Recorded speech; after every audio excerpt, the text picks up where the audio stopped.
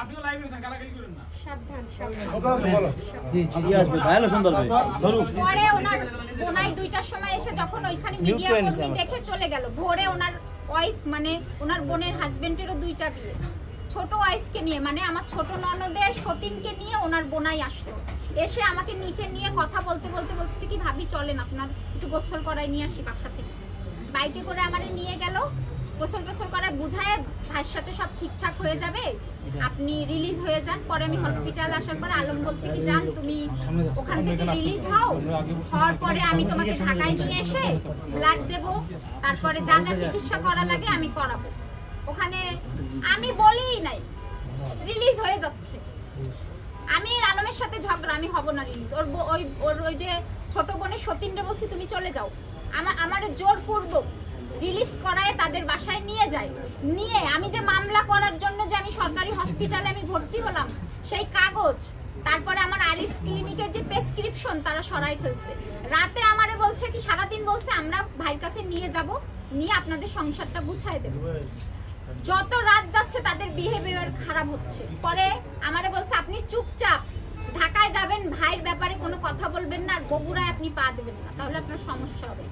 আমাকে বাসের টিকিটটা পর্যন্ত আমাকে দেয়নি, 2টা সিট কেটে আমারে শোয়াই দিয়ে চলে গেছে। আলম রাতে ফোনে আমার সাথে কথা বললো, তুমি আসো তোমারে নিয়ে কিছুদিন একটু বাইরে কোথাও দিয়ে চিকিৎসা করাবো, আর তুমি আমি মিডিয়ার সামনে রিয়ার বিষয়, তারপরে ওই যে পরান ভাই আছে ওনার অ্যাসিস্ট্যান্ট ছিল, এদের বিষয় তুমি কিছু আমি যা যা শিখাই দেবো বলবা, না হলে আমি সুইসাইড করবো। আমি হ্যাঁ আমি বলবো, তুমি যা বলতে বলবা তাও তুমি কিছু করো না, আমি বলবো তুমি আমি যত খারাপ হই তাও আমি বলবো, তুমি আমারে বল।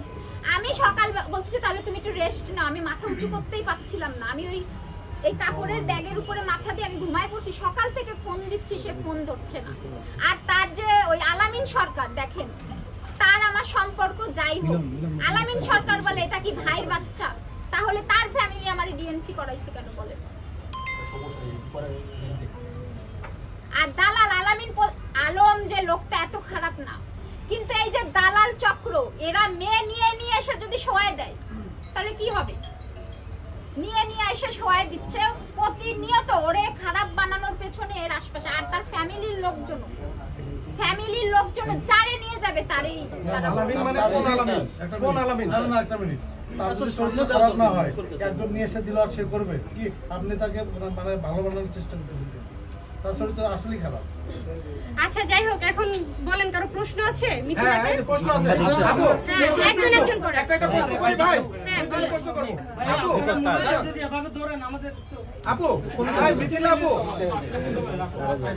মাস্কটা খুলে দেশে এত ছেলে পেলে থাকতি হিরো আলমের সাথে বিয়ে করা লাগবে কেন? কি করে না ভাই, কথা বলতে বলতে অনেক সময় মানুষের আপনি কথাটাই তো প্রশ্নটা কি, আমি কি প্রথম দিনই তারে বিয়ে করে ফেলছি? এরি আপু অনেক মাস্টার সরাইবেন নালে বুঝা যাবে যে ফাঁস অনেক দিন যাবত কথা হইছে, ইমপ্রেস করছে একটা। আমরা তো মেয়েরা চেহারা দেখে না, মেয়েরা কিন্তু চেহারা দেখে না, টাকা দেখে না, কেয়ারিং দেখে। ওর ইমপ্রেসের পাওয়ারটা আসলে কি ছিল? সেটাও কি মিডিয়া বলতে পারছে? বলেন আমরা তো বলছি না। আচ্ছা আপু তার সাথে যে আপনার বিয়ে হয়েছে কাগজপত্র দেখাতে বলবেন?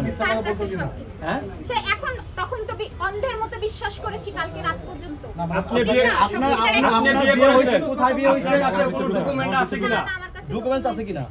আচ্ছা আমার একটা প্রশ্ন, যখন রিয়ামণি এবং হিরালমের মধ্যে একটা ঝামেলা চলছে সেই মুহূর্তে গণমাধ্যমে আপনি বলেছেন সে আমাকে বলাইছে তাহলে আপনি যখন বলছেন তার বাড়ি আমি আজকে আপনি তখন বলছেন যে না হিরালম আমার বন্ধু, তার সাথে কোনো সম্পর্ক নেই, আপনার আলাদা সংসার আছে, ঠিক সেই মুহূর্তে আপনি রিয়ামণির সাথে এসে আবার বলছেন হিরালম আমার বউ।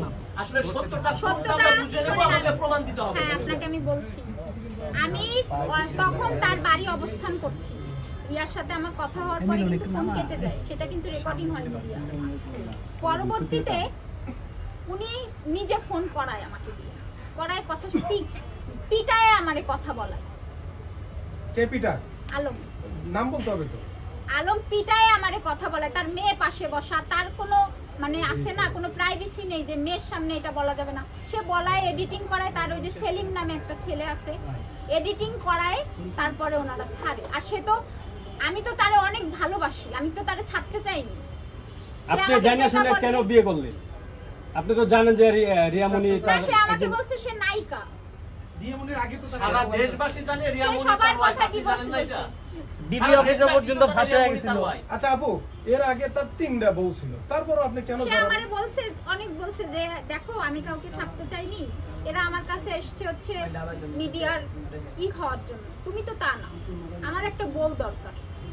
তার মা চাইছে, তার বাবা চাইছে,